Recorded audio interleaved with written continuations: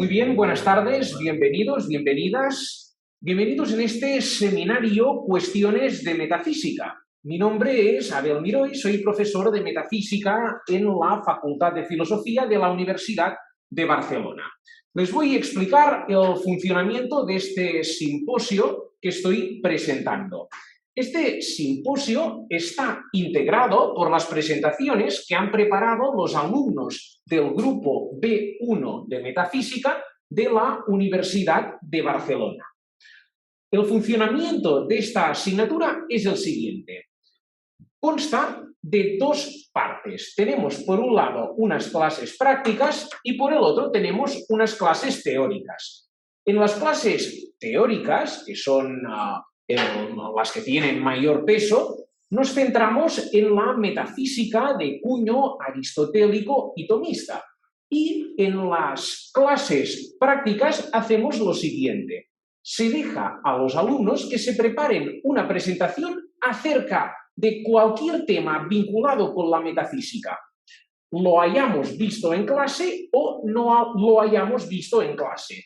De este modo, los alumnos pueden profundizar en aquellos aspectos de la metafísica que más les interesan. Así, hemos tenido presentaciones acerca de metafísica del baile, metafísica en el cine, metafísica en la literatura. De este modo, los alumnos pueden conectar sus intereses personales con la asignatura de metafísica. Y también es un muy buen modo de conocerlos mejor y saber cuáles son sus intereses intelectuales. Esta estructuración de las clases prácticas fue un consejo de mi maestro, el doctor Eudaldo Forment, y por el momento ha dado muy buen resultado. Así pues, sin más dilaciones, pasaré a presentarles los alumnos que van a intervenir a continuación. En primer lugar, tendremos una comunicación del señor Andreu Cacho que lleva por título Memorias del subsuelo, un breve análisis metafísico. En segundo lugar, el señor Martí Serra nos presentará el siguiente tema, una defensa de la unidad de la metafísica. En tercer lugar, el señor Óscar Gamarra nos hablará acerca de Jorge Luis Borges y la producción inmanente infinita. En cuarto lugar, el señor Francisco Peñuela nos hablará acerca del cine como experiencia trascendental. En quinto lugar, Francesc Xavier Marquès nos hablará acerca de la relación trinitaria en la realidad cosmoteándrica de Raimundo Panikkar. En sexto lugar, Constantí Cabestany nos presentará el siguiente tema. Introducción a la teología analítica, seguida del ejemplo del colapso modal en el teísmo clásico. En séptimo lugar, el señor Gerard Masmitjà presentará el tema metafísica de la psicodelia. Y por último, el señor Nathan Verdés nos hablará acerca de espiritualidad y religiosidad en Simone Weil. Así pues, les dejo con las presentaciones de los alumnos de tercero de Metafísica de la Universidad de Barcelona.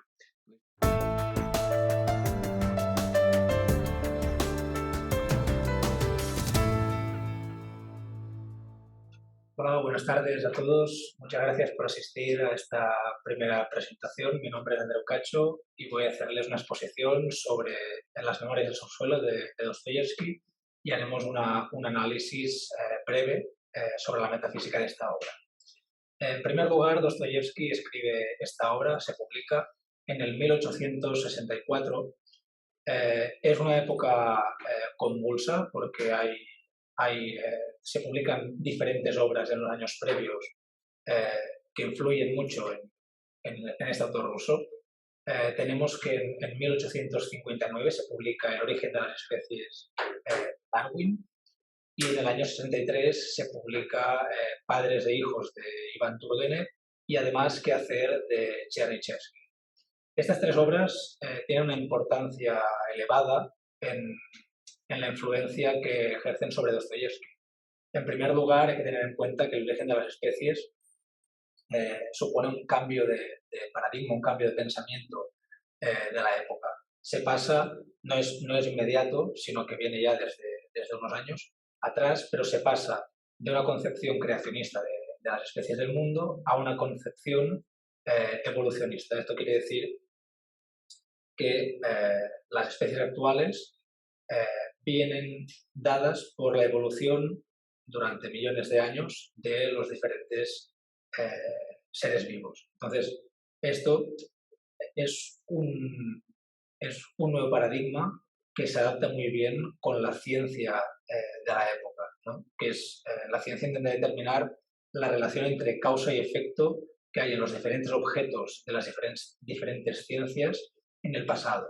En este caso, en el caso de Darwin, se da pues, en los seres vivos, ¿no? Pero, por ejemplo, en el caso de la física se da por el movimiento entre diferentes cuerpos. ¿Cuál es el problema? El problema, según Dostoyevsky, ya lo veremos, es que esto lo que acaba causando es una paradoja en el ser humano. Lo veremos más adelante. En segundo lugar, el libro de Turgenev, Padres e Hijos, ilustra muy bien estos cambios que hay intergeneracionales, es decir, los padres que por un lado tienen esta concepción, esta visión del mundo físico más tradicional, y en cambio los hijos, ¿no? El personaje de Basarov es un ejemplo conocido de este libro, que es un personaje totalmente nihilista, ¿no? Y que está únicamente centrado en la ciencia empírica. Y finalmente, el libro de Chernyshevsky, ¿Qué hacer?, es un libro que propone un determinismo muy fuerte, sobre todo por el tema de la ciencia, ¿no? Incluso dice que la ciencia actualmente, en la segunda mitad del siglo XIX, puede determinar la relación causa-efecto que hay en el pasado, pero él dice que matemáticamente la evolución de la ciencia va hacia poder determinar estas causas, la relación entre causa y efecto, al futuro. Es decir, la ciencia matemáticamente, según Chernyshevsky, podrá predecir lo que pase en el futuro. Entonces, claro, tenemos que tener en cuenta que Dostoyevsky es un autor profundamente religioso, fruto de diferentes experiencias vitales que tuvo, como por ejemplo una condena a muerte o diferentes años de trabajos forzados en Siberia. Entonces, él durante esta reclusión en Siberia se vuelve un creyente muy frecuente y acaba abrazando pues, la Iglesia Ortodoxa rusa de ese momento. Entonces, hay que tener en cuenta, él cuando escribe las Memorias del Subsuelo, seguramente, muy probablemente, de hecho, hace referencia explícita en diferentes capítulos del libro, lo que intenta hacer es una especie de réplica a todas estas obras que se van publicando, ¿no? A este determinismo fuerte de Chernyshevsky o a esta concepción cerrada de la ciencia como incluso capaz de predecir los hechos futuros. Entonces, hay que tener en cuenta sobre todo el concepto de libertad. No es muy importante para Dostoyevsky, no solo en esta obra, sino en las diferentes obras que él acaba publicando. Pues, en este caso, hay que tener en cuenta también que la Iglesia Ortodoxa, la teología ortodoxa, lo podemos encontrar, por ejemplo, en teólogos como Máximo el Confesor, lo que hace es distinguir entre dos tipos de libertades. En primer lugar, una libertad buena, sería la libertad como voluntad natural, y en segundo caso una libertad mala, una libertad del mal, que sería la voluntad como simple elección. Esta libertad mala como simple elección, según la teología ortodoxa, lo que hace es alejarnos de la divinidad, básicamente porque la divinidad no elige, la divinidad ya sabe qué es lo bueno, sabe qué es lo malo y por tanto no tiene necesidad de elección, simplemente hay una tendencia natural de la divinidad a no elegir porque no elige, sino a desplazarse o a derivarse hacia el bien. Entonces, ¿cuál es el problema que plantea Dostoyevsky en la obra? Las Memorias del Subsuelo, que también se pueden traducir como Apuntes de la ratonera o Memorias de la ratonera, narran la historia, de hecho el narrador es el propio hombre del subsuelo, narran la historia de un hombre que se pasa 40 años pues, en el subsuelo, como él dice. Este hombre es un hombre consciente, esto lo enfatiza incluso el narrador, dice la diferencia entre los hombres conscientes y los hombres de acción es precisamente que los hombres conscientes son conscientes del problema que hay con este determinismo que nos acaba aportando la ciencia moderna. Entonces, ¿qué pasa? La reflexión que hace este hombre del subsuelo es si la ciencia moderna, ciencias naturales, ciencias sociales, lo que acaban haciendo es proyectar la relación causa-efecto hacia el futuro. Yo lo que tengo que hacer como hombre consciente para ganarme mi libertad es actuar de manera contraria a estas ciencias. Es decir, si la ciencia natural lo que dice es que el hombre, delante de un daño intenso, por ejemplo, un dolor de muelas, lo que hace es buscar ayuda o intentar reducir este daño, el hombre del subsuelo lo que hará es disfrutar del dolor de muelas, es decir, dejar que el dolor de muelas haga su curso y además disfrutarlo. Es la manera que tiene él de sentir que esta ciencia, este determinismo duro no le afecta. Por ejemplo, si la ciencia social dice que ante otras personas tenemos que comportarnos de manera adecuada, el hombre del subsuelo hará completamente lo contrario. De manera y esto se puede ver en diferentes ejemplos a lo largo de la obra, de manera que el hombre del suelo, con esta elección que hace de alternativa a lo que la ciencia dicta, él realmente se cree libre.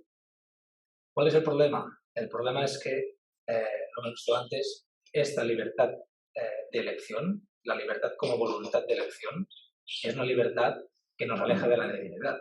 Es decir, esta concepción científica de la ciencia como una entidad rigurosa que nos transmite la relación entre causa y efecto, lo que acaba haciendo es causar en el hombre la elección por la simple elección, por el simple hecho de querer mantener esta libertad que la ciencia le sustrae. Por tanto, lo que tenemos en el libro es un hombre que sufre, realmente está 40 años en el subsuelo, no es, es un poco un símil entre los pasajes bíblicos, por ejemplo, los 40 años del pueblo de Israel vagando por el desierto. Lo que nos viene a decir Dostoyevsky es que realmente esta concepción científica lo que hace es causar en el hombre un problema grave, sobre todo psicológicamente, y lo lleva a elegir una libertad que no es la libertad que todo hombre debería tener, que es la libertad como voluntad natural, que es la que nos acerca a la divinidad. Por tanto, yo creo que para concluir ya esta exposición, la principal conclusión que podemos sacar es que Memorias del subsuelo, escrita por Dostoyevsky en el año 64, es una réplica, aunque a priori a lo mejor no lo pueda parecer, es una réplica a todo el paradigma científico de segunda mitad del siglo XIX y sobre todo es un intento de mostrar estas paradojas que el determinismo fuerte pues, puede traer, sobre todo en la psicología del ser humano. Entonces, muchas gracias por su atención.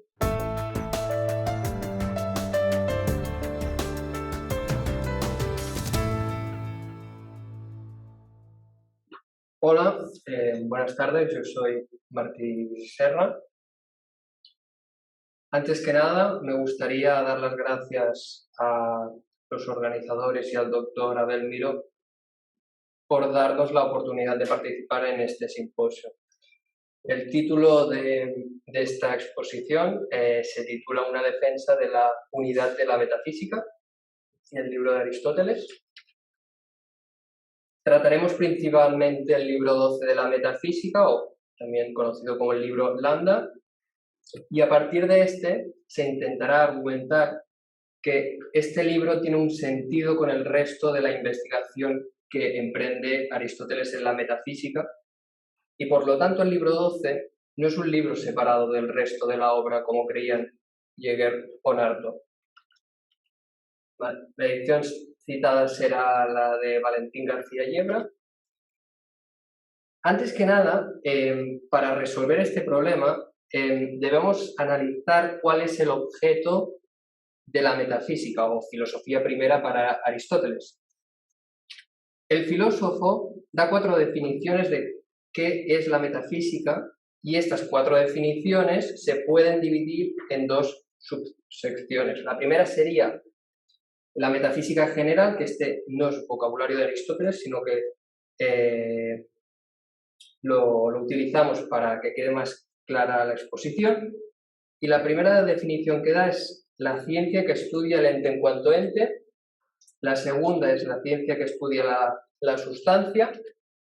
Luego pasamos a la metafísica especial, que sería aquella que se ocuparía de entes privilegiados.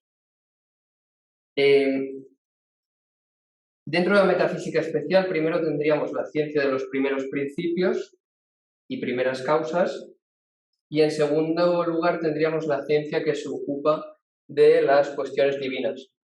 Antes que nada, hay que repasar ciertos conceptos de la doctrina aristotélica, que estos dos puntos volverán a aparecer en las conclusiones. El primer punto es que una cosa se conoce mejor cuando mejor se conocen las causas de esta. Por lo tanto, cuanto mejor conozcamos los primeros principios de lo existente, seremos más sabios, ya que conoceremos en la medida de lo posible, todo lo existente. Por eso dice Aristóteles: al que conoce con más exactitud y es más capaz de enseñar las causas, lo consideremos más sabio. El sabio sabe todo en la medida de lo posible. Es decir, si conocemos las primeras causas de lo existente, conoceremos mejor todo lo existente. El segundo punto de la doctrina aristotélica importante que hay que repasar es el paso de los entes a la sustancia. Es decir, la sustancia es la condición de posibilidad de las restantes categorías. Por eso Aristóteles dice: si no, más bien es sustancia aquello primero a lo que estas cosas son inherentes, es decir, refiriéndose a las restantes categorías. La sustancia es la que posibilita que se le pueda añadir al ente un predicado, sea accidental o esencial. Aquí tendríamos la tabla famosa de las categorías de Aristóteles. Ya pasamos propiamente al libro 12, y Aristóteles, lo que habíamos dicho anteriormente, por eso Aristóteles ya empieza el libro 12 diciendo que el estudio de la sustancia tiene primacía. Empieza el libro 12 diciendo: nuestra especulación versa sobre la sustancia, pues buscamos los principios y las causas de las sustancias. En efecto, si el universo es como un todo, la sustancia es su primera parte, y su cohesión consiste solo en ser seguido. También entonces es primero la sustancia, y después la cualidad, y después la cantidad. Después realiza una distinción entre las sustancias existentes.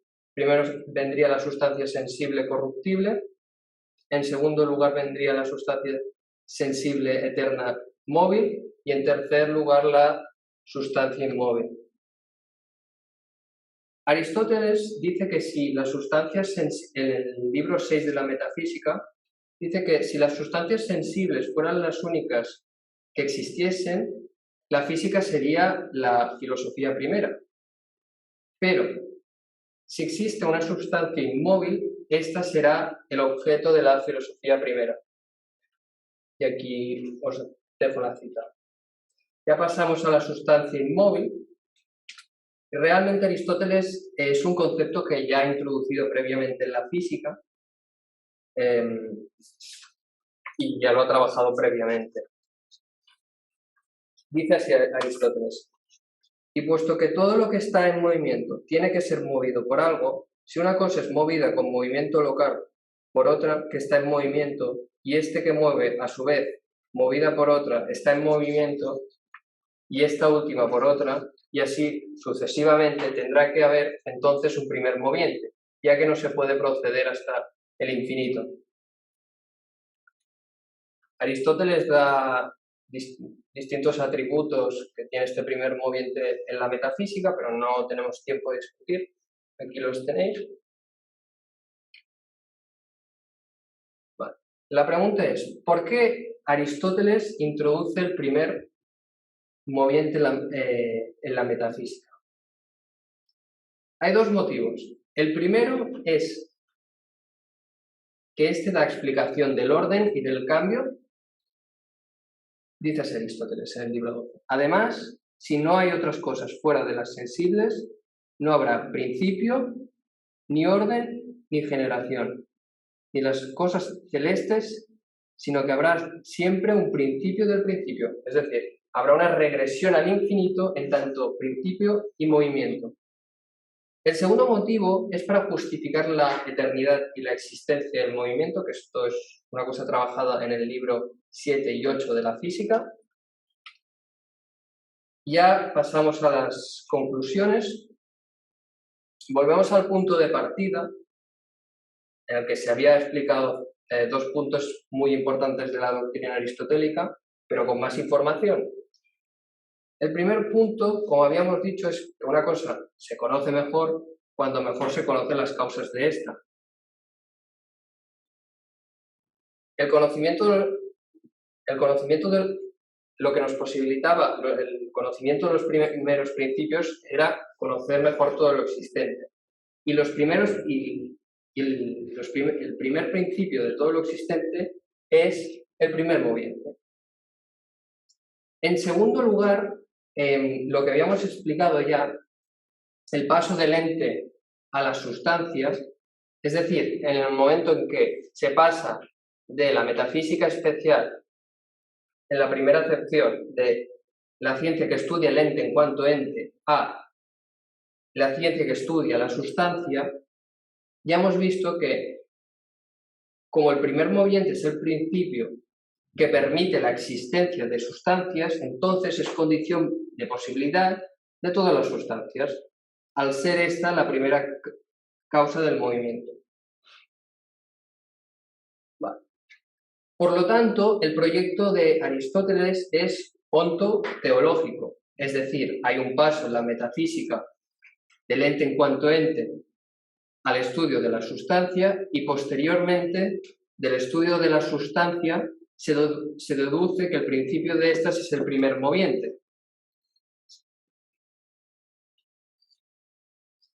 Y finalmente una conclusión añadida, que aquí tenemos una cita traducida por el doctor Abel Miró, del proemio del comentario a la metafísica de Aristóteles, y lo que dice Santo Tomás es que la sustancia, como al ser el concepto más universal según el entender, es el concepto más separado de la materia, es el que nos posibilita el acceso a la sustancia más universal según el ser, el primer moviente.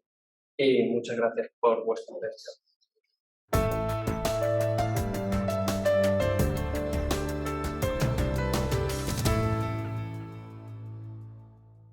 Muy buenas tardes, primero de todo. Mi nombre es Óscar Gamarra.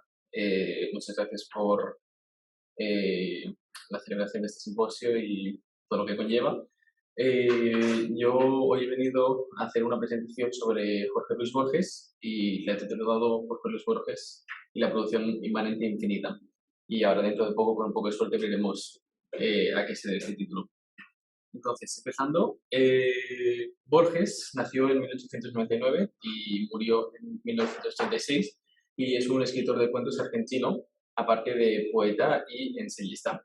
Cuenta con varias colecciones de cuentos que demuestran que el autor ha tenido un gran estudio de la filosofía, por las alusiones que hace, la bibliografía a la que alude y todo ese estilo, demuestra que al menos le gustaba bastante leerla. Y destacaremos de entre estas colecciones de cuentos el libro de arena, el Aleph y ficciones, y nos centraremos sobre todo en este último, en la ponencia esta. Y el libro de ficciones está dividido en dos partes, la primera titulada El jardín de senderos que se bifurcan y la segunda llamada Artificios. Entonces, el movimiento literario al que se le asigna a Borges es el llamado realismo mágico. ¿Por qué este nombre? Es bastante obvio. En el realismo mágico, por ejemplo, podemos ver un narrador que se muestra impasible, que pese a que pasen sucesos extraordinarios, no se sorprende. También, por supuesto, presencia de elementos fantásticos. Y no solo esto, sino también elementos, bueno, o hechos que parecen verosímiles, pero que siempre tienen algo de connotación fantástica o mágica. Entonces, de manera general, por así decirlo, del realismo mágico, podremos decir que se tratan de la misma manera, o se intentan equiparar la realidad y la magia. Lo característico de Borges, lo que a mí me sorprende, por ejemplo, es que a veces hace, bueno, no suele hacer, no suele hacer exposiciones claras y distintas de lo que pretende defender o pretende proponer filosóficamente, por así decirlo. Entonces, estos principios filosóficos a los que hace referencia simplemente se limita a asumirlos y demostrar de qué son capaces cada uno de los supuestos que se toma. Y además, por la manera que tiene de escribir, parece que escriba sobre cosas verídicas, aparte, por supuesto, refugiándose dentro de este realismo mágico, incluso recurre a bibliografía para demostrar cosas que realmente son inventadas por él y que si haces investigación no puedes llegar al fondo de lo que se pretende explicar. Entonces, como ejemplo, había tomado el cuento titulado Tlön, Umbar y Orbis Tertius, en el que en este cuento recurre a una enciclopedia para intentar demostrar la existencia de una región llamada Umbar. Esta región, en esta región se asume como sentido común un idealismo similar al de George Berkeley y permite explorar así cómo se conjuga este idealismo con diferentes aspectos de la vida, como por ejemplo el lenguaje. En esta tierra llamada Umbar no se usan sustantivos porque se toma el universo como una sustancia indivisible, por lo tanto, como los sustantivos hacen referencia a cosas que se pueden dividir, son particulares, para los habitantes de Umbar no existen. Entonces, para utilizar los sustantivos, que aún así los tienen que referirse a ellos, en vez de utilizar estas palabras, utilizan verbos impersonales, adjetivos y los complementan con sufijos y prefijos. Entonces, por ejemplo, en el mismo libro pone como ejemplo, para decir surgió la luna sobre el río, dirán, de manera traducida al español, hacia arriba, detrás duradero fluir, luneció, del verbo lunecer. Mediante este uso de su imaginación, Borges, en su actividad artística tan peculiar, nos permite encontrar esto que os había dicho, que se llama producción inmanente infinita. ¿Y por qué? ¿Por qué es esto? Producción, en tanto que lo leído es efecto causado por el libro y el libro es efecto causado por Borges. Inmanente porque toda la potencia que se brinda a la imaginación al hacer esta lectura reside en las palabras mismas y no alude ni requiere de ninguna trascendencia. Y infinita porque lo que produce de manera inmanente cambia constantemente. Así que será infinita en tanto sus circunstancias se actualice y vaya cambiando. Así lo da a entender en otro de los cuentos que se llama Pierre Menard, el autor del Quijote. En este cuento, el autor Pierre Menard, que desconozco si es inventado o no, se propone copiar el Quijote original de manera textual. Y para ello, cito al libro, su admirable ambición era producir unas páginas que coincidieran con las de Miguel de Cervantes. La cita.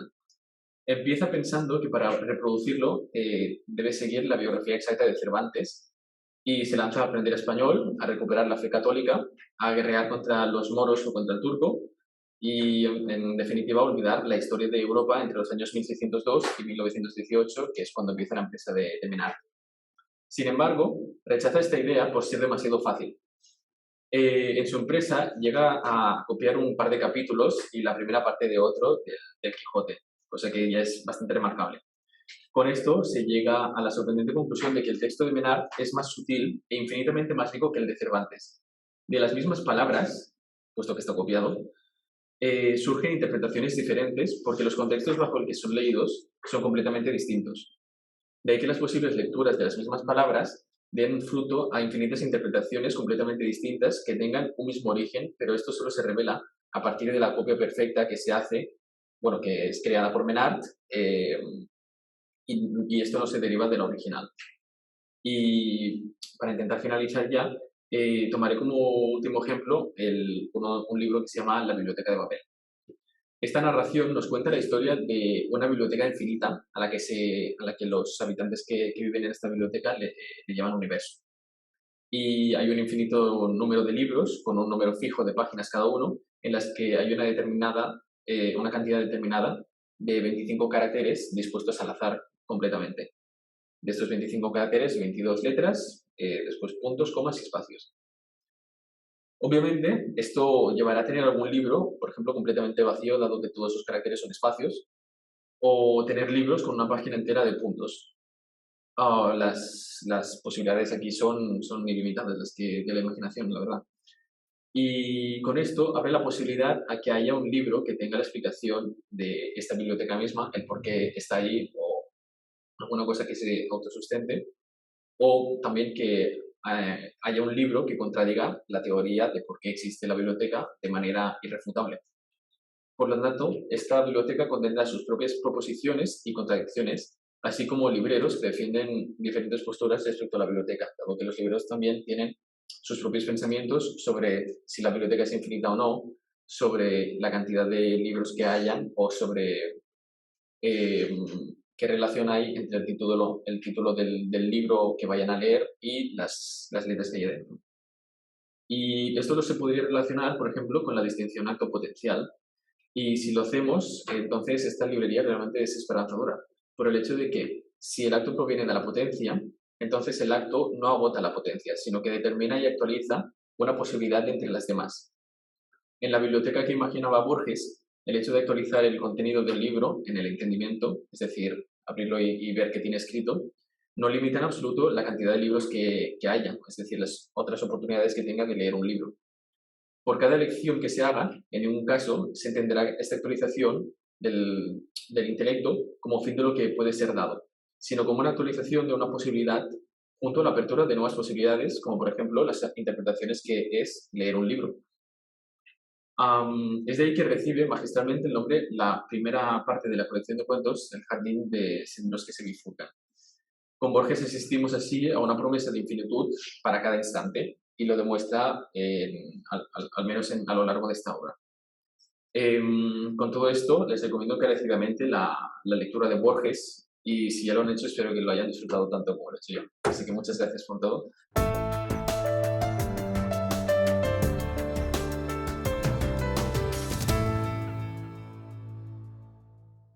Muy buenas, gracias a todos ustedes tanto por la organización de este simposio como por su asistencia. Yo voy a hablar en mi comunicación del cine como una experiencia trascendental, y creo que es interesante primero empezar por qué entiendo por esta experiencia trascendental. Y es una experiencia que nos conecta a nosotros como individuos cuando nos enfrentamos a la visión de una película, de una obra cinematográfica, independientemente de si es ficción o si es documental, como una visión que nos pone en contacto con aquello que está fuera de nosotros, en la medida en la que está fuera de aquello que nosotros podemos percibir. Entonces, es como si en la pantalla se nos presentase un mundo que no podemos ver, como si fuese una especie de inconsciente que sí que se muestra a la cámara. Para explicar un poco esta idea, he escogido 3 películas de un contexto muy determinado, que es la Europa de finales de los años 40 y 50, después de la Segunda Guerra Mundial y después de la pérdida de sentido que esta conlleva, como son El ladrón de bicicletas, de Vittorio De Sica, la película francesa Pickpocket y la película danesa Ordet o La palabra. En el primero de los casos nos encontramos ante una Roma que ha sido devastada por la guerra, donde incluso los estudios de cine han sido destruidos y la producción de películas en esta ciudad y en Italia, que había sido muy importante, quedó como mínimo modificada y alterada. Entonces los directores de cine se lanzaron a grabar en las calles para mostrar, no solo por el deterioro de los sets de grabación, sino también para mostrar cuáles son las formas de vida, cuál es la forma de habitar el mundo que tenían los habitantes de Italia y de Roma de aquel momento. Entonces, en la película se nos muestra un padre cuyo método para ganarse la vida depende de una bicicleta que en determinado momento de la película le roban. Entonces, para poder mantener a su hijo, para poder mantenerse así, se ve ante el dilema moral, y de hecho así es una de las imágenes de la película, en la que está él solo con su conciencia ante una bicicleta. Y él tiene que tomar la decisión, si la roba o no. En esta imagen, claro, desde nuestra perspectiva, muchos años más tarde, en contextos seguramente muy distintos, vemos como esta experiencia nos apela a nosotros, nos muestra toda esta miríada de relaciones en las que está inmersa esta situación. Podemos verlo, como decía, en la siguiente película, Pickpocket, de una forma aún más evidente, donde un hombre que no tiene, por decirlo rápidamente, ni oficio ni beneficio, alguien que no sabe muy bien qué hacer con su vida, para intentar ganársela, se dedica a robar, a hacer de carterista, un oficio que descubre que rápidamente se le da bien. Sin embargo, esta adaptación libre que hace Robert Bresson de Crimen y Castigo nos muestra cómo esta afirmación del sinsentido de que es la vida le lleva a, digamos, una insatisfacción consigo mismo, una incapacidad de enfrentarse a su madre, como los demás personajes, ya sea el policía como una función social, o sea, uno de sus amigos por la cercanía que tiene, intentan reconducirlo, intentan llevarlo por un camino más adecuado, por un camino más correcto. De nuevo, desde nuestra perspectiva, podemos entender y podemos ver de una forma más objetiva o alejada cuáles son las relaciones que establecen estos personajes, cómo intentan transmitirle cuál es la valía de estos elementos, de estos objetivos, al final de esta concepción ética de la vida, que él está despreciando, cuál es la responsabilidad que tiene para con sus conciudadanos y, por lo tanto, dicho de forma implícita, por qué debe dejar de robar y buscarse un trabajo, buscarse una forma de vida digna. Sin embargo, no es hasta el final de la película, en una escena icónica que ha tenido también su influencia en otras obras, que él descubre que se le transmite esta vivencia cuando es redimido, cuando la que es su novia, que ha sido madre soltera, consigue llegar a tocarle con el amor y con el cariño que le dispensa, un amor y un cariño que él no se esperaba y del que, en cierta manera, podemos llegar a entender que no se considera del todo digno. Entonces, aquí podemos ver, creo yo, una concepción un poco más desarrollada de lo que creo que es esta experiencia trascendental. Una forma de ponernos en contacto, de situarnos en el mundo, donde estas películas no intentan desarrollar una teoría metafísica, una teoría acerca de cómo es el mundo, acerca de cómo nos relacionamos, sino que nos lo intenta mostrar, intenta llegar a nosotros y si quienes han desarrollado esta obra llevan a cabo una comunicación con quienes la veamos, es para precisamente transmitir esta visión.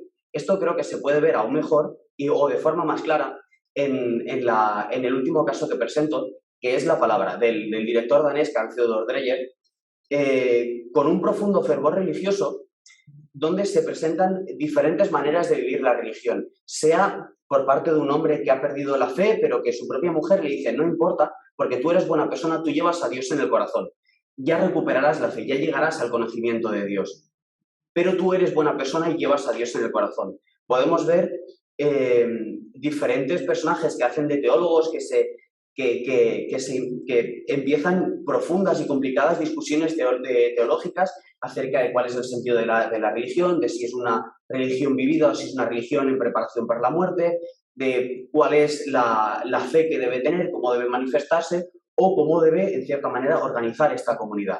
Vemos como en este caso, de una forma bastante evidente, porque nos presenta a un personaje ocupando, en cierto modo, el lugar de Jesús, cómo Carl Theodor Dreyer intenta salir de su época para, digamos, llegar y sacudir a la gente para transmitir una visión de lo que él cree que es el cristianismo, de lo que él cree que debe ser la religión vivida. Claro, en este caso se está llevando a cabo un acto de comunicación muy intenso entre el director, entre quien ha escrito y ha desarrollado la película, y aquella visión que pretende mostrarnos, que pretende mostrar cuál es su valía, cuál es su importancia, cuál es la capacidad y cuál es el mundo que nos proporciona a través de esta película. Sin embargo, creo que yo he cogido estas tres películas en este contexto muy determinado porque creo que son tres películas en las que se ve de forma muy clara. Pero no querría dar la impresión de que esta es una cuestión que se limita o una tradición de cine limitada a los años 40 y 50 en la situación tan particular de Europa, sino que creo que es una forma de entender y una forma de ver en las películas un mundo, una serie de relaciones, algo externo al individuo que nosotros, precisamente por estar inmersos y por estar, en cierta manera, encerrados en nuestra propia percepción, no podemos salir de ahí. Cuando se nos muestra este mundo, se nos da una forma de vivir en el mundo. Y podemos bien ver cuál es la forma de vivir y cuál es el mundo que concibe quien ha desarrollado esta película. En estos tres casos creo así lo he explicado. O podemos también presentarnos nosotros ante la pantalla como una experiencia de cuál es el mundo que nosotros creemos que es, cuál es nuestra percepción del mundo, cómo nos relacionamos y cómo nos situamos en él. Un pensamiento que creo que, si bien no desarrolla una teoría metafísica per se, sí que se nutre de todas estas concepciones para poder ubicarnos y para poder situarnos en el mundo y darnos una percepción, entregárnoslo, al fin y al cabo. Muchas gracias.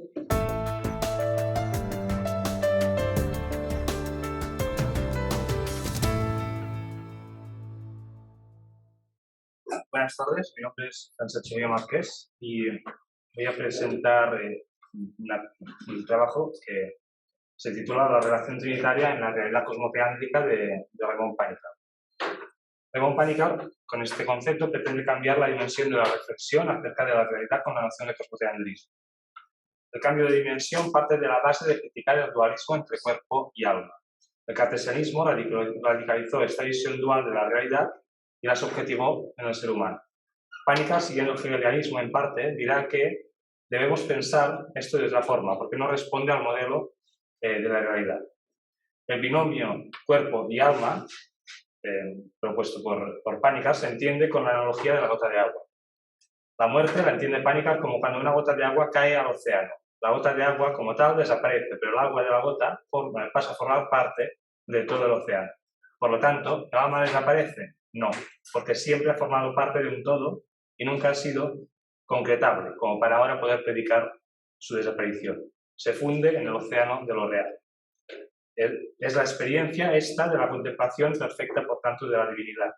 Si ver quiere decir la intimidad entre lo que ve y lo visto, cuanto más intimidad, mejor visto está. La perfecta visión es ser lo que ves. Contemplar la divinidad de manera perfecta quiere decir ser uno con la divinidad, lo que es lo mismo, formar parte del todo. Vamos, pero con el concepto de cosmoteandrismo. El imperativo con el que empieza la filosofía en Occidente reza algo así como «conócete a ti mismo». Podemos preguntarnos cómo conoce una persona. Una persona conoce algo cuando la facultad intelectual del entendimiento se hace uno con la cosa entendida. Entender es crear unidad en el que entiende y lo entendido. Conocerse, por tanto, es autosaberse uno. Y ahora bien, avanzo, este autosaberse uno es tripartito. El término cosmoteántico está compuesto por tres partes. En primer lugar, el término cosmos, en segundo, el término theos y finalmente el término anthropos.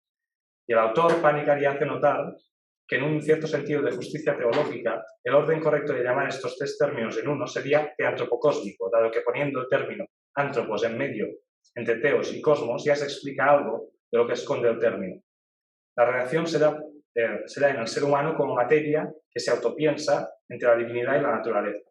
Pero una cuestión de cacofonía lo cambió. Pero vamos por partes, recuperemos lo que acabamos de decir. La filosofía empieza con el imperativo griego que apunta a conocerse a uno mismo, y esto dura incluso hasta Hegel, que en el comienzo de su enciclopedia de las ciencias filosóficas dice lo siguiente: la filosofía carece de la ventaja que favorece a las otras ciencias de poder suponer sus objetos como inmediatamente ofrecidos por la representación y de poder suponer, como ya aceptado, el método de conocimiento para empezar y proseguir su discurso. Pero también es cierto, por de pronto, que sus objetos los tienen en común con la religión. Ambos tienen la verdad por objeto y precisamente en el sentido más elevado de esta palabra, a saber, en el sentido que Dios es la verdad y solo Él lo es. Ambas tratan además de la región de lo finito, de la naturaleza y del espíritu humano, de su referencia mutua y de su referencia a Dios en cuanto a verdad suya. La traducción es de Ramón Valls. Con esto, con lo que acabo de decir, ya se podría dar por explicado en qué consiste el término cosmoteántrico, porque Panikar está planteando la realidad como la relación entre los tres factores que la constituyen, en ellos y por ellos mismos con los otros dos factores también. De manera que no hay tres cosas porque todas están en las otras, pero tampoco hay una sola porque confluyen tres ópticas diferentes. Podríamos plantear la noción de cosmoteandrismo ligándola con la de Trinidad, por tanto, como un triángulo cuyos tres ángulos son todos ellos coronados. Así cada ángulo es ángulo en función de los dos vértices que confluyen en él y al mismo tiempo permite que los dos vértices confluirán en los otros dos ángulos. Haciendo, por tanto, la analogía con Hegel y la cita que hemos traído a colación, explica que Dios es la verdad y, por tanto, da la verdad. Es decir, que avenirse a Dios es avenirse a la verdad. Tanto la filosofía como la religión, además, tratan de lo finito, de la naturaleza. Y esta naturaleza Pánica la llama cosmos. Y también tratan del espíritu humano, que es el antropos panicariano. Y añade que también trata de la referencia entre naturaleza y espíritu humano y de la referencia de estas dos con Dios y, por tanto, con la verdad. Espíritu humano y naturaleza se avienen a Dios y aviniéndose a Dios se refieren mutuamente, del mismo modo que, porque se refieren mutuamente, se refieren a Dios. Y todavía, porque la naturaleza se aviene a Dios, hay hombre como vínculo entre ambos. En este sentido, si uno se coloca, como no puede hacer de otra manera, en la posición del espíritu humano, y en tanto que relación entre naturaleza finita y Dios infinito, y por tanto siendo finito e infinito a la vez, conocerse a uno mismo y por tanto filosofar quiere decir entenderse como relacionado con los dos horizontes, entenderse como cruce entre el cosmos y el theos, y sólo así saberse siendo. El hombre se conoce en la medida en que se hace uno con él mismo, y hacerse uno con él mismo implica la relación tripartita de ser a la vez finito e infinito y las dos cosas y ninguna de ellas tampoco, es decir, ser cosmoteántrico.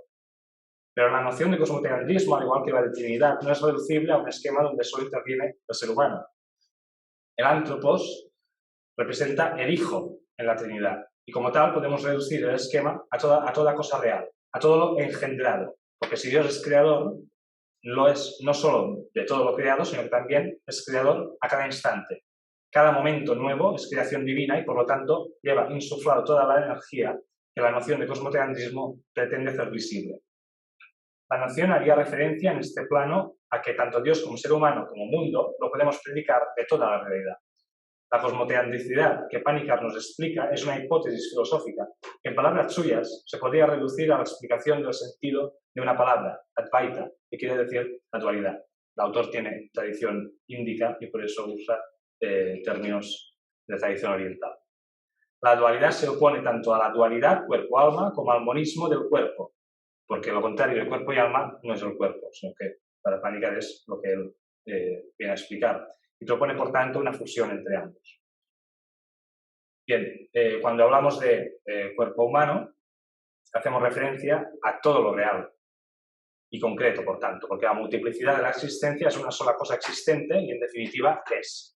Porque en términos teológicos, si al principio fue la palabra, la concreción de la realidad fue dicha en una palabra, y al decirla, Dios se puso en ella, porque no puede haber distancia entre Dios y algo otro, porque Dios lo conoce todo de manera perfecta. Por lo tanto, el grado de intimidad es total, dado que Dios es el todo. Y en una palabra fue todo dicho, por tanto, el Dios es increado, eterno, y se pone en la realidad. Este todo debe ser conceptualmente uno y múltiple, porque Dios se pone a cada instante de creación espacio-temporal, por lo tanto, si Dios es creador, pues a cada instante lo es ahora, se pone en lo múltiple y en lo que forma lo múltiple, y en la unidad que conceptualmente fue dicha, es decir, la realidad, en las tres partes hay Dios, por tanto.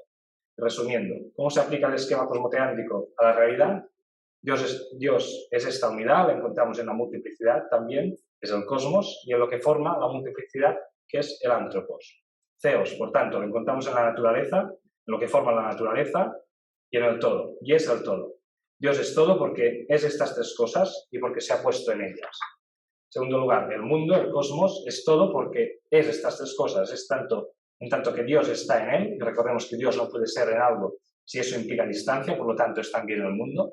El cosmos también es el antropos porque está formado de algo, la multiplicidad de lo múltiple que lo constituye. Perdón, la multiplicidad es lo múltiple que lo constituye, tampoco sin distancia entre una y otra. Y en tercer lugar, para terminar, el antropos también es todo porque es también estas tres cosas. Es Dios por la misma razón que el cosmos, porque si Dios se pone en lo que crea, porque lo engendra, no puede haber otra vez distancia, debe ser lo que crea debe ser lo que engendra. Del mismo modo, el antropos es el que forma la multiplicidad, el mundo, y es aquello que se convierte en lo múltiple, por lo tanto, es también esto múltiple, es también mundo. Tanto Dios como cosmos como antropos son las tres cosas y una sola. Por eso la realidad cosmoteántica se predica de todo lo dicho por Dios. La potencia, por lo tanto, de la creación se convierte así en la unidad a la tripartición de manera necesaria, de tal manera que no se puede pensar lo real sin pensarlo en su completud y en sus partes a la vez. Esta aquí mi exposición. Muchas gracias.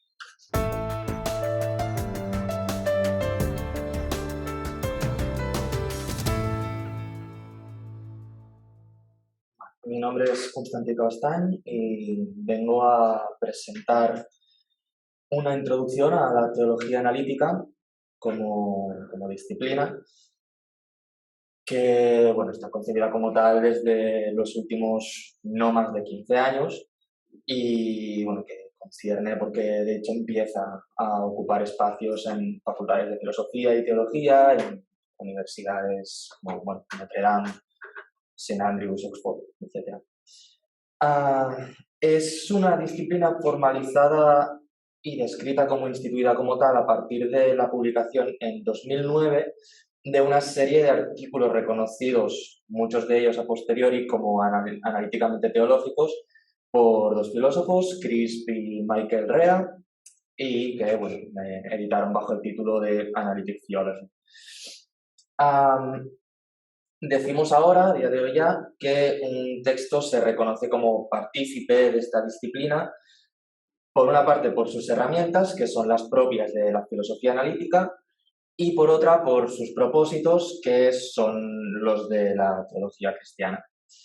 Por lo tanto, al respecto de sus herramientas, diríamos que es una disciplina que se caracteriza por la expresión de sus premisas y conclusiones lógico-formal, como veremos después en el ejemplo con el que ilustraré los procedimientos de la teología analítica,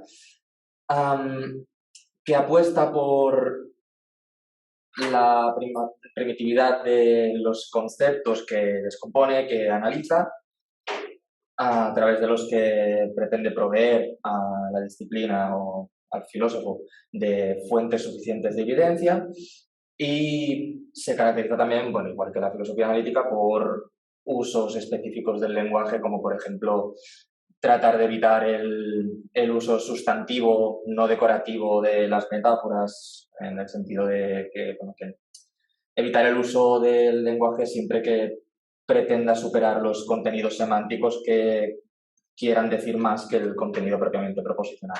Esto por la parte analítica. Por la parte teológica, relacionado con los propósitos, la teología analítica quiere atender a aspectos como el significado de la Trinidad, la relación entre mente y Dios, desde la perspectiva de las inteligencias creadas que tienen una creencia en Dios, o la propia existencia de Dios, o, como vengo a ejemplificar, el carácter de la necesidad metafísica de Dios a la luz del realismo modal de David Lewis. Explicaré qué es el realismo modal. Vamos aquí, un conjunto de tesis presentadas en efecto por David Lewis para la llamada hasta entonces metafísica de la modalidad. David Lewis fue un filósofo analítico estadounidense que de hecho dialogó en los 80 con filósofos considerados teólogos analíticos a posteriori, como Alvin Plantinga, que a día de hoy está en activo en la Universidad de Notre Dame.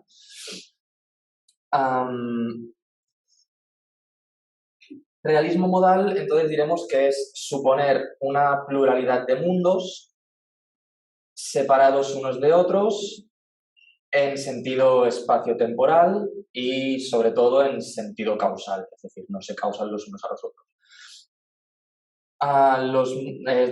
Estos mundos son mundos lógicamente completos ellos mismos. Esto quiere decir que para cada proposición en cada mundo, o bien ella o bien su negación es verdadera en este mundo y entonces falsa en otro, o no, puede ser verdadera también, como pasaría con las verdades necesarias. Esto conlleva a decir que el conjunto de mundos posibles agotaría el espacio lógico. Pero bueno, nosotros habitamos solo uno de estos mundos posibles. Entonces, si se toman por punto de partida consecuencias de aceptar el realismo modal, aparece, como ya se anunció en 2006, un dilema que impediría tal cosa como un realismo modal teísta o un realismo modal compatible con el teísmo clásico. En 2009 se matizaría con que, bueno, hay otra posibilidad que lo convertiría en un trilema, pero según nos debe ocupar ahora mismo, lo abordaré como un dilema. Este es el argumento. Las 4 primeras premisas explican lo que acabo de decir, aplicado a la necesidad metafísica de Dios, a Dios como objeto de conocimiento, pero como metafísicamente necesario. El dilema está expresado en estas 2 consecuencias que serían consecuencia de la 4ª premisa. La 4ª premisa viene a decir que desde nuestro mundo solo habría 3 maneras de dar cuenta de la expresión formal, que es esta, de la necesidad de Dios. Las consecuencias son que para todo mundo accesible por nuestro mundo, o bien Dios o bien un homólogo suyo existen en este mundo, y que para todo mundo prima y prima, digamos, accesibles por nuestro mundo, Dios existe a través de ellos por relación de identidad transmundana. Identidad transmundana es esto que explico aquí. Cada individuo existe y ejemplifica sus propiedades en más de un mundo posible. Dicho esto de Dios, sería decir que Dios se identificaría con él mismo en otro mundo posible por su modo de existir en ambos. Bien, esto da unas consecuencias que ahora mismo no nos ocupan. Bueno, esto lo que quiere decir es que el dilema, por la primera consecuencia, esta de aquí, por la primera posibilidad, esto nos llevaría a una pluralidad de dioses y nos llevaría a negar el monoteísmo, es decir, una de las bases del teísmo clásico, y por la segunda, se nos estaría llevando a negar la intervención divina, puesto que si la aceptamos, hemos de aceptar accidentalidad en Dios y negar su esencialidad perfecta. Es decir, si Dios se hace accesible por nuestro mundo como existente a través de estos 2 mundos por relación de identidad transmundana, estamos diciendo que si hay mundos en los que no existo, hay mundos en los que Dios no interviene en mi vida, y esto lo hace tener una propiedad que podría no tener, es decir, tendría un accidente. Bien, el problema realmente, para quienes lo han abordado, como por ejemplo Basford, estriba en algo más importante, que es lo que sigue. Este es el argumento, que podríamos entretenernos mucho con ello, pero por cuestiones de tiempo lo resolveré más rápidamente. Lo que viene a decir este es el argumento tal como lo presenta Basford. El argumento, en pocas palabras, viene a decirnos que imaginemos dos mundos, un mundo 1 y un mundo 2, tal que en el primero hay un objeto A y en el segundo un objeto B. Por principios del realismo causal, el realismo modal, aplicado a las causas, lo causado ha de compartir mundo con su causa. Esto no solo es algo propio del realismo modal, sino que intuitivamente uno ya llegaría a ello. Pues bien, si lo causado comparte mundo con su causa y si A y B son causados por Dios, entonces A y B han de compartir mundo. Como Dios es causa de todo, todos los mundos serían idénticos entre sí, es decir, no había pluralidad de mundos. Pero lo que quiere decir esto es que si dados 2 mundos, en uno hay un objeto y en el otro hay otro, pero Dios es causa de ambos objetos, al ser por intuición obligado a compartir mundo con la causa propia, si están causados por lo mismo, entonces estos 2 objetos han de compartir mundo y por lo tanto, si Dios es causa de todos los individuos, nada identificaría a unos mundos respecto de otros. Es decir, el mundo en el que está el objeto A y el mundo en el que está el objeto B serían el mismo mundo. Por lo tanto, estaríamos negando el realismo modal o por lo menos señalando la compatibilidad entre el realismo modal y el teísmo clásico.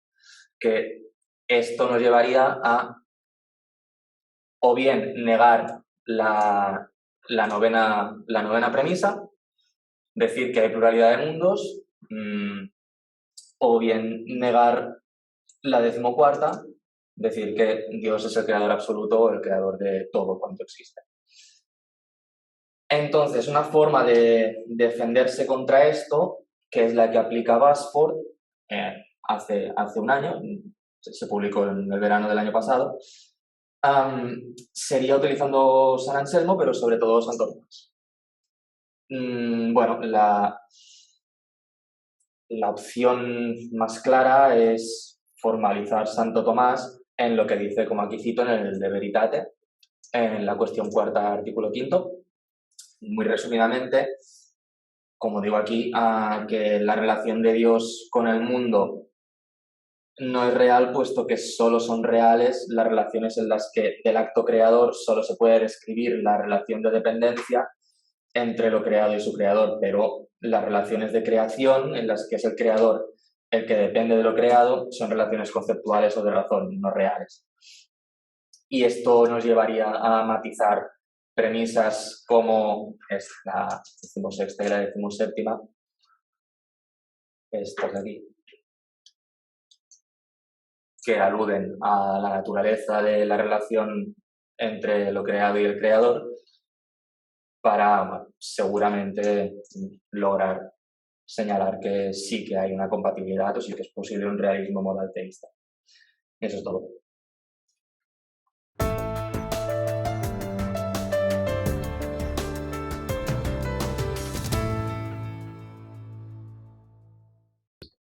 Buenas. Primeramente, quiero agradecer tanto a Oscar Yefit como a William Oswald la organización de este Congreso Internacional de Filosofía, cada día más necesaria, si cabe, en nuestras vidas, así como a nuestro docente Abel Miró por brindarnos la oportunidad de realizar estas cortas pero emocionantes intervenciones. Mi nombre es Gerard Masmitjà y la cuestión que nos acaece para mi intervención es la de poner sobre la mesa las experiencias psicodélicas y hablar sobre la naturaleza de estas. Si bien no me podré extender, creo que para aquellos versados mínimamente en la literatura de esta temática resultará fácil de seguir y para aquellos no tan versados servirá de guía para descubrir más lecturas y profundizar en el tema en cuestión. El estudio filosófico de la psicodelia debe de empezar con la fenomenología, debe de ser un análisis detallado de la experiencia, aunque ya sabemos que en los inicios de la fenomenología propiamente dicha, es decir, con Husserl, no hay un enlace directo con la ontología. Una de las preguntas que surgen entonces es, más allá de la experiencia, ¿cómo se relaciona con la realidad como tal? ¿Son las experiencias psicodélicas reales o son alucinaciones, quizás? Solo en esta pregunta ya se evidencia la postura estándar que nos viene dada.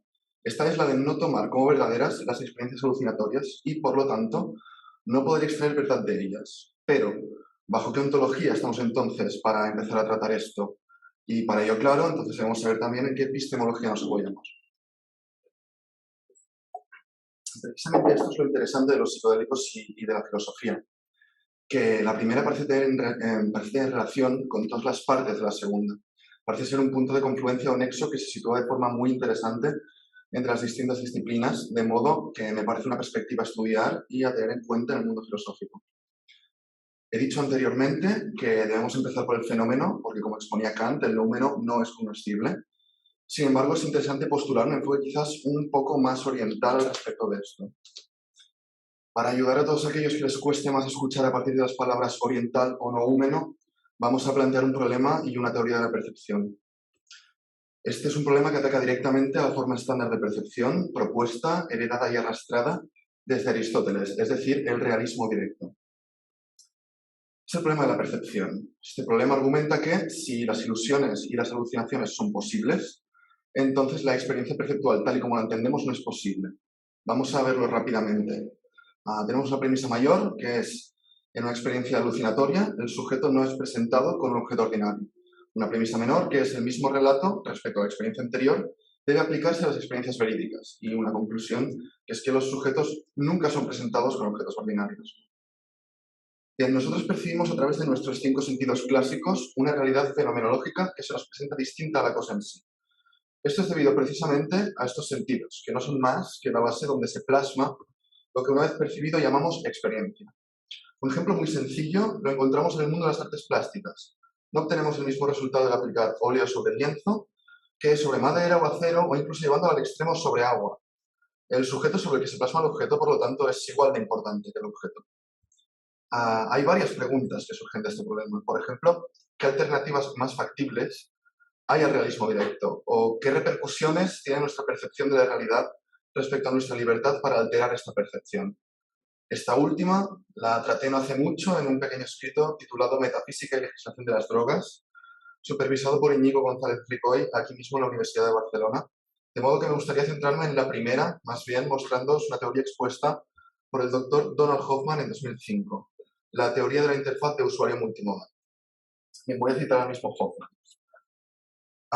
traducido por mí. Una interfaz de usuario exitosa, en general, no coincide o se aproxima a lo que representa. En lugar de eso, lo simplifica y reformula de un modo útil para el usuario. Es precisamente porque lo simplifica más que coincidirlo, que la interfaz de usuario, de manera útil y fluida, informa de las acciones del usuario. Es más, las propiedades empleadas en la interfaz de usuario pueden ser, y normalmente son, totalmente distintas a las del dominio representado, sin ninguna pérdida de efectividad. Una interfaz de usuario perceptual da al organismo, por lo tanto, una ventaja adaptativa sobre el trabajo de construir una coincidencia o aproximación a algún aspecto del complejo mundo objetivo. La carrera es para ser el más fluido. La interfaz de usuario lo hace aún fluido, precisamente no coincidiendo ni aproximándose al mundo objetivo. Fin de la cita. Esta propuesta cobra pleno sentido junto a la teoría evolutiva, ya que está demostrado que distintas especies de seres vivos sobre la Tierra tienen distintos tipos de percepción según sus necesidades como especie. Bien, insectos polinizadores como las abejas, por ejemplo, perciben longitudes de onda menores a nosotros. Ellas perciben entre 300 y 650 nanómetros, mientras que nosotros entre 390 y 750.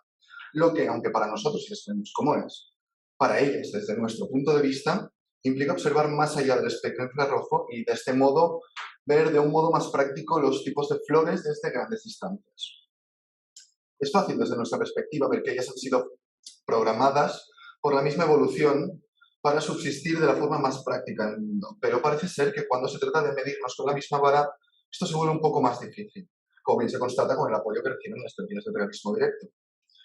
Y si no, adheriéndonos a la teoría muy de la percepción, como hemos visto, podemos decir que si toda percepción que tenemos no es de una realidad objetiva, las alucinaciones en estados alterados de conciencia no tienen menor veracidad que nuestra percepción habitual.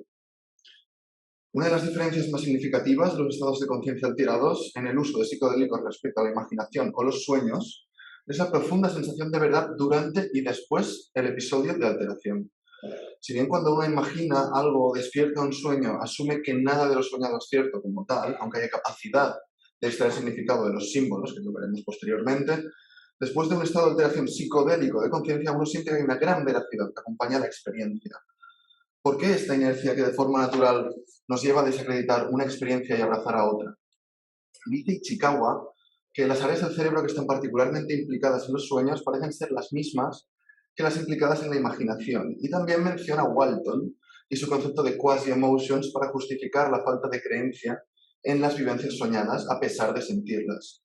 Sin embargo, a título personal creo que las casi-emociones no nos aportan mucho en este caso y quizás sería más acertado culpar a la cultura como haría Terence McKenna, ya que esta nos viene dada y por mucho que se rechacen los mitos creyendo ser intelectualmente superiores por ello, los hemos cambiado por una nueva cultura, útil en unas cosas, quizás no tanto en otras.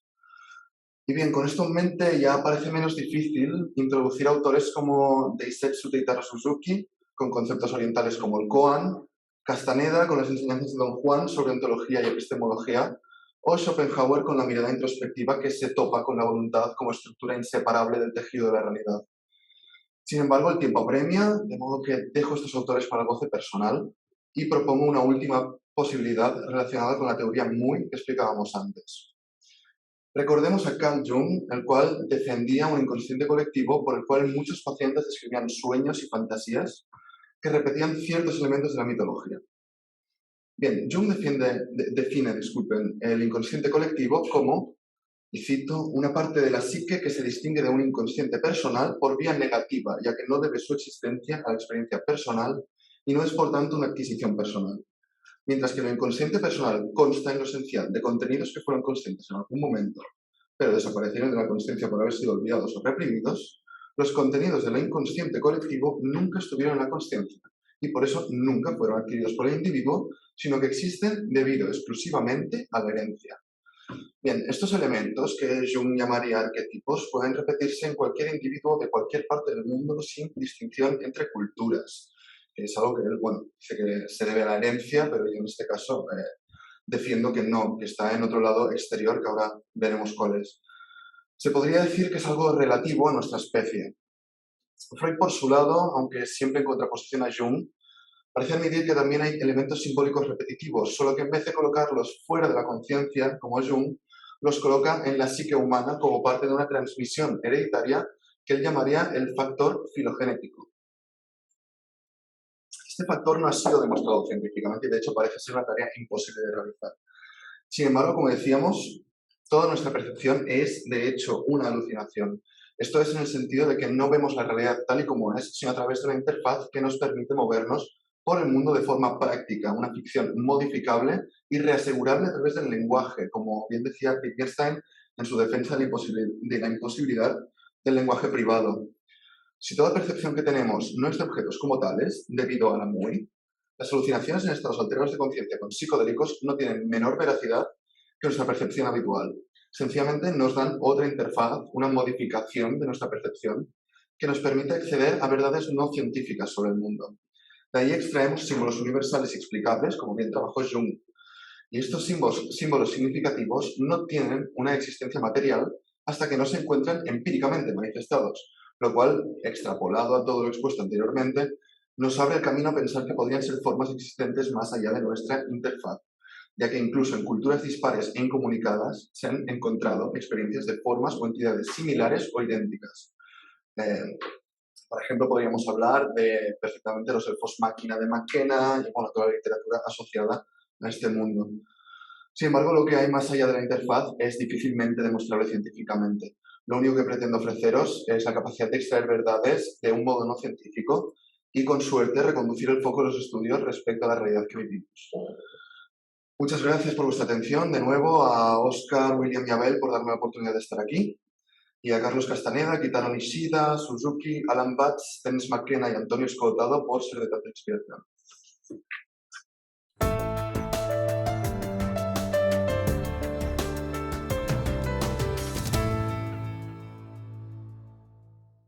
Buenas tardes, soy Natal Verdés. En primer lugar, muchas gracias a la organización de este congreso por la invitación y por esta escucha también del alumnado de metafísica, que creo que es muy ameno y muy agradecido. El título de lo que quería yo presentar es Espiritualidad y religiosidad en Simone Weil, del sufrimiento al silencio de Dios. Simone Weil nació a principios del siglo XX en un lugar lleno de guerras, provocando el exilio, la huida, la lucha y el sufrimiento. Y si por algo destaca su pensamiento es por su capacidad de ver lo real, de pensar el sufrir, de moverse entre este y actuar, no desde una torre de marfil, podríamos decir, alejada de los sentidos, sino más bien desde la experiencia y desde su atención a la vivencia. Y su comprensión débil y delgada, pues lo eran, y las fuertes migrañas que padecía le quitaron las ganas de implicarse en sus ideales, de participar en solidaridad y de reflexionar sobre sus experiencias. Y en la lucha de sus ideales, pues se puso a trabajar a voluntad en una fábrica, pues, no lo necesitaba, se unió en movimientos obreros, incluso participó en la columna de Urrutia y la Guerra Civil Española. Pese a ello, sus esfuerzos en parte fueron en vano. Su torpeza a la guerra le hizo caer en un calderón de grasa hirviendo y, entre otros motivos, le hicieron desistir de participar de la guerra. Sus ensayos en vida no fueron muy conocidos y la revolución proletaria nunca llegó a realizarse. En caso de haberse realizado igualmente, tampoco hubiera ocurrido lo que Bale esperaba conseguir. Pese a ello, Bale sí que hizo del cuidado humano otro lugar donde habitar, dio voz y ayuda a los más afligidos, intentó pensar la compasión más allá de un mero sentimiento tomado desde una distancia simétrica y ventajosa. Su pensamiento pretende avanzarse a la desgracia con el cuidado, comprendiendo la desgracia, el sufrimiento como intrínsecamente humano, como puramente posible. Quiere cambiar el paradigma de la guerra, dar compasión y reflexión al sufrimiento, no desde la insensibilidad, sino desde su propia vivencia. La coherencia entre su pensamiento y sus actos también es muy interesante. Su muerte prematura a los 34 años viene marcada por cierto compromiso con su pensar, por una inanición voluntaria tras enfermar, y no en pocas ocasiones Bale decidía a voluntad dejar de comer, como en su estancia en Londres, al ver que en Francia había muchas personas que morían de hambre debido a la guerra. No encendía la calefacción, pensando en los parados y la pobreza de su ciudad, y decidió trabajar en una fábrica para vivir realmente aquello que vivía su sociedad. Todas estas experiencias le abocan a una comprensión de la desgracia que podría considerarse mucho más real que la de muchos de sus pensadores contemporáneos alejados materialmente de ciertas situaciones. Para Simone Weil, todas estas reflexiones o las reflexiones que ella irá trazando no pueden caer en la banalidad de la palabra, pues una de las mayores preocupaciones también de Weil es de cómo influye el lenguaje en el modo en que llegamos a captar o comunicar el mundo. El valor de Weil reside en la espiritualidad que transmite su obra, que trasciende a partir de sus propios escritos en la experiencia de una lectura atenta, que la recomiendo, por cierto, y contemplando aquello mismo que expresa mediante sus actos. Dice Weil, cito, que toda verdad encierra una contradicción. La contradicción es el vértice de la pirámide. En vez de usar categorías generales, Weil desiste de una voluntad de sistema, pues piensa acercarse a lo real sin premeditaciones teóricas y sin ordenar de manera esquemática sus acontecimientos y yendo más allá de la forma, tratando por igual tanto la condición humana como la unicidad intrínseca de cada ser humano. La palabra solo nos sirve para delimitar las caras de la pirámide, mas la verdad, su vértice, permanece ausente de palabra. En la confrontación de estas distintas realidades estalla la verdad para Weil. Y en la atención plena de cada una de estas caras, podríamos decir, puede mostrarse el propio vértice de la verdad. El vértice, ¿por qué no también unirlo con lo que hablamos como sobre la desgracia? La desgracia para Weil se apodera de nuestra alma y nos obliga a reconocer como real aquello que no creemos posible. Cierro cita. La desgracia no es únicamente sufrimiento, sino que nos desgarra y nos hace tomar conciencia de cualquier cosa que hay en uno de susceptible de perderse, incluso lo más intrínsecamente nuestro, especialmente. En la desgracia se nos hace real la posibilidad de que aquello más nuestro acabe siendo olvidado, corrompido o muerto. La desgracia nos corta la lengua, nos corta nuestra facultad de comunicarnos y de sentir empatía. Y de igual forma, a veces, o depende cómo, de que alguien incluso sienta empatía por nosotros. Todos conocemos la historia de Job, del Antiguo Testamento. Job fue un patriarca hebreo que pudo haber tenido abundancia y alegría con todo lo que poseía, pues poseía mucho, pero sufrió repentinamente y sin motivo una gran desdicha. Dios estaba permitiendo que el diablo probara a Job, que probara su fe y su integridad. Acabó enfermo, desvalido e insultado por la comunidad y varios de sus supuestos amigos. Sobre él, Job comenta: si Job grita su inocencia de forma tan desesperada, es porque él mismo no llega a creerla y porque dentro de sí su alma toma el partido de sus amigos. Implora el testimonio de Dios porque ya no oye de su propia conciencia, que no es para él sino un recuerdo abstracto y muerto. Como le dice Job a Dios, cito, tú llamarás y yo mismo te responderé, Job 14:15. Lo único, diría yo, que nos queda será esperar, que dice Weil especialmente. Una espera que debe ir acompañada con una especial atención. Las criaturas claman por su creador mostrando su inocencia, pero ¿cómo es posible amar a Dios incluso cuando éste en ocasiones no responde? Este tipo de preguntas nos muestra en sus escritos. ¿Puede su silencio acaso ¿no? contarnos algo? Cuando no es silencio, el egoísmo, podríamos decir, de esta forma, nos forma una imagen de Dios irreal, donde nuestro ensimismamiento nos separa paulatinamente de la realidad de Dios y lo convierte en una imagen tersa e inoperante. Dios se va convirtiendo en una fantasía positiva siempre existente, que nunca nos da la posibilidad de rechazo, de olvido, que nunca puede ser negativa o ausente. El ser humano cree constantemente en Dios en vez de esperar. Y Simone Weil pretende hay ciertos matices en evitar implícitamente de esta manera de ver a Dios. Nos dice que hay religión que en ocasiones pretende asir esta concepción tan fantasiosa, ¿no? Establecer su conceptualización sistemática, moralizadora y dogmática. Además, le añade valores puramente sociales y prácticos que nos distraerían dentro del orden de lo divino. Este fue uno de los motivos por el que Weil decidió no bautizarse nunca en la Iglesia Católica. No por una falta de santidad de la Iglesia, pues para Weil no hay formas de comparar lo ilimitado con lo limitado, sino por una excesiva rigidez de sus dogmas, por su barroca conceptualización y sistematización del orden divino, y por la creación de una idea sobre Dios como soporte ideal de la realidad. Seymour Weil pretende alejarse de una concepción divina abstracta, podríamos decir, para intentar arraigar el logos de lo divino de otra manera, huyendo de cierta ficción. En una ocasión, yo creo que este texto, este reporte será bastante esclarecedor. Weil escribe a Padre Perrin, un cura que conoció en junio de 1941 y al que le tenía mucho aprecio. Y dice así en esta carta: el sentimiento social se asemeja al sentimiento religioso hasta el punto de llegar a confundirse con él. Se le parece como un diamante falso a otro verdadero, de tal modo que, en efecto, induce a confusión a quienes no poseen un discernimiento sobrenatural. Por lo demás, la participación social y humana en los sacramentos, en tanto que ceremonias y símbolos, es algo excelente y saludable, en calidad de etapa, para todos aquellos cuyo camino está trazado por esta vida. Sin embargo, no hay ahí una participación en los sacramentos como tales. Creo que solo quienes se encuentran por encima de un cierto nivel de espiritualidad pueden participar en los sacramentos en cuanto tales. Por lo que a mí respecta, pienso que estoy por debajo de dicho nivel. Si la voluntad de Dios es que yo entre en la Iglesia, Él me impondrá esa voluntad en el momento preciso en que yo merezca que me la imponga.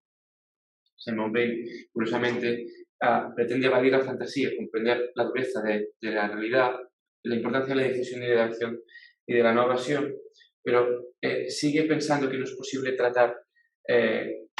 pensar el ser humano sin la idea de Dios. Una idea que en ningún caso debe ser transmundanal, si nos permite aquí hacer un recorte a Nietzsche o algo parecido. Seymour Weil no critica que se piense demasiado sobre Dios, sino todo al contrario. Critica que a diario el creyente hable en lo cotidiano de él. El cristianismo, como dice Weil, habla en exceso de las cosas santas. Otra cita dice: una de las formas más peligrosas del pecado consiste en llevar lo ilimitado a un plano esencialmente finito. Para Weil, llevar lo inexplicable a lo que desvirtuadamente contiene propiedades, a lo que contiene explicitaciones finitas, que nada se le pueden asignar. La diferencia de la Iglesia comprende que toda época histórica ha tenido sus propios métodos de acceso a la verdad, así que no afirmará el catolicismo como única religión verdadera, aunque sí entienda que el catolicismo podría ser parte intrínseca de un método de acceso a la verdad. Bueno, igualmente esto está en discusión y aquí hay partes y cada uno también hay intereses por cómo recuperar a alguien. Pero bueno, más o menos también esta es un poco mi perspectiva. Tras su negación de bautizarse en la Iglesia y el rechazo a la concepción idealizada de Dios, podemos comprender que su manera de entender a Dios debe ser mucho más real y existencial, considerando a Weil dentro de su propia originalidad, en su pensamiento fragmentario, que difícilmente puede asemejarse a una tradición.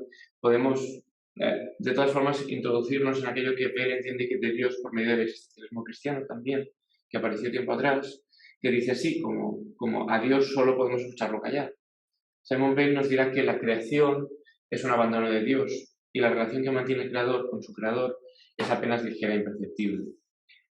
Abro cita, dice: al bien puro solo se lo envía desde el cielo aquí abajo en cantidades imperceptibles, o bien a cada alma o bien a la sociedad.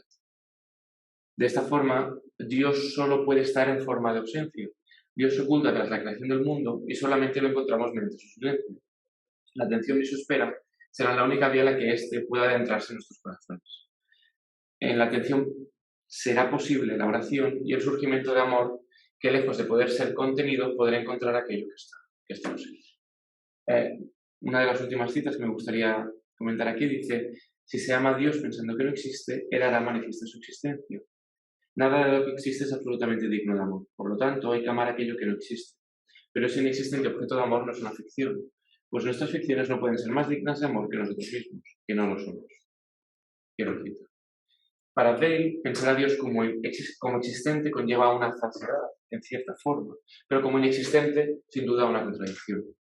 No existe nada en el universo que sea digno de amor, y aún así es posible que mediante amarlo se haga real. En el desbordamiento de amor, digamos, el lugar donde este se dirige naturalmente, ese será el lugar apropiado donde lo divino se encuentra. Incluso la desgracia permite amar en espera. Y la desgracia muestra una forma de contacto con la realidad y nos hace mostrar aquello que no es una ficción, aquello que nos aparece, de alguna forma. En definitiva, para Bale, la relación personal con Dios podrá recuperar su carácter divino mediante la desgracia, pensando a Dios mediante su ausencia y observando aquello que ha dejado tras retirarse y esperando con atención a su hijo. Pues muchas gracias por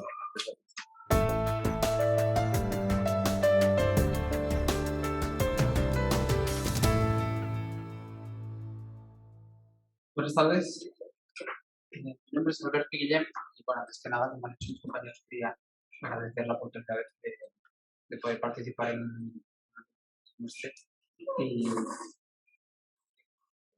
y poder ser parte de algo así.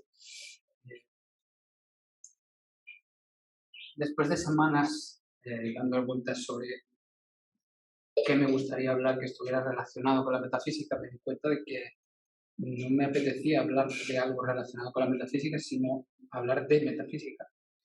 Y con todo, pues os traigo una breve reflexión, si se me permite, que he titulado Metafísica, la ciencia que no avanza.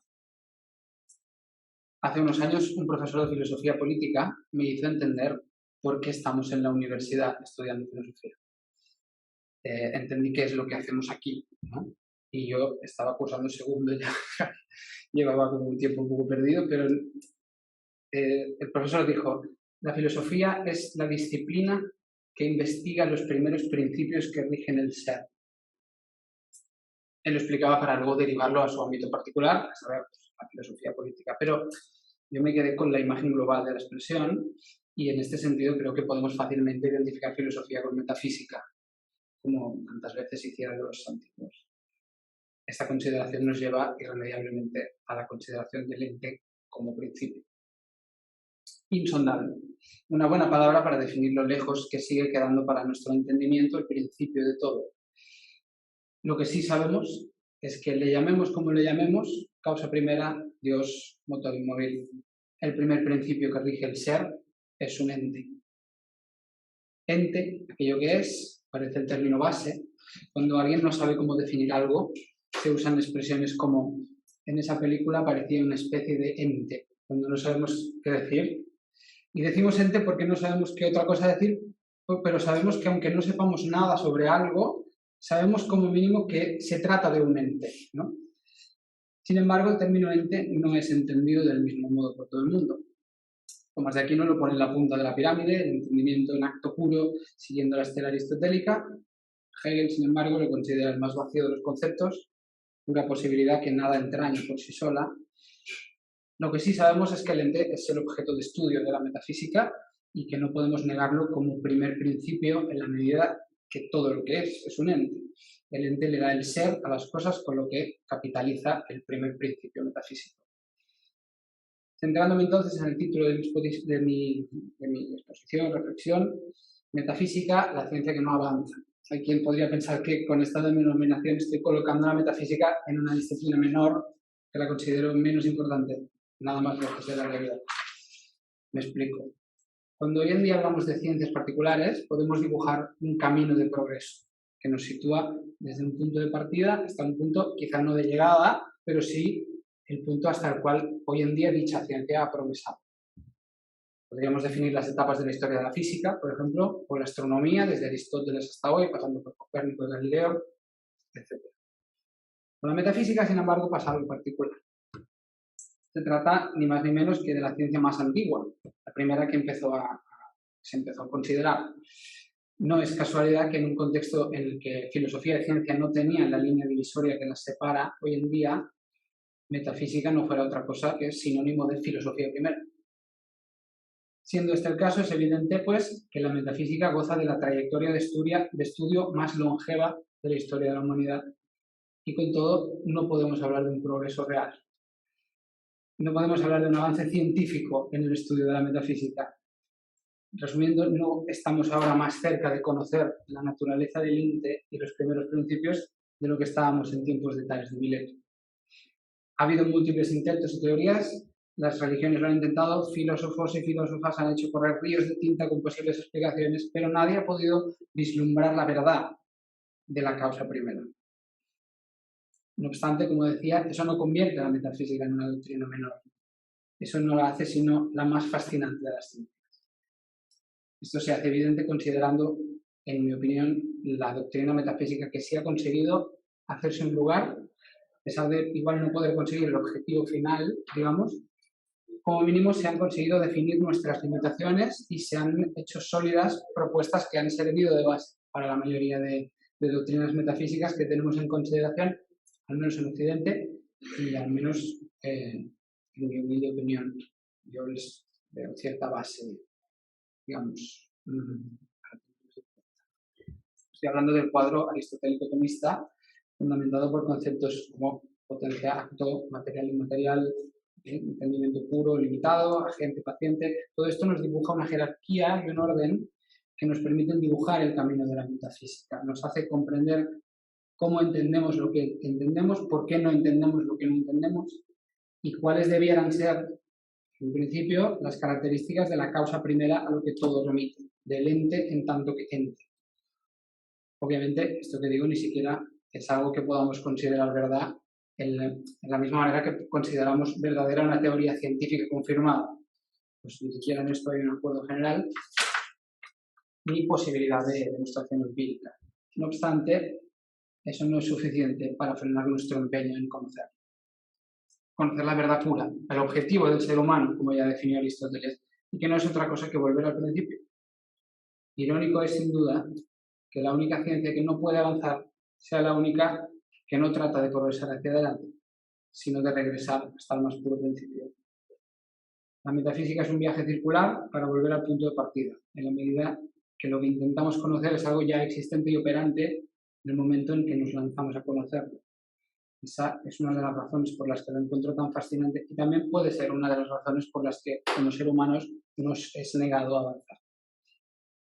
Tenía razón Tomás de Aquino al decir que el ente en sí es el entendimiento más puro e infinito, solo siendo limitado por las esencias a las que da el ser. Tenía razón Hegel al decir que el ente es el más vacío y potencial de todos los conceptos, no valiendo nada por sí mismo y siendo solo pura posibilidad de ser cualquier cosa, pero sin llegar a serlo por sí mismo. ¿O tenían razón ambos, en cierto sentido? No parece que vaya a llegar pronto el momento en que nuestro entendimiento supere su límite y conozca más de lo que hoy y siempre ha podido conocer. Aunque estoy seguro que eso no va a hacer que dejemos de intentarlo. Gracias.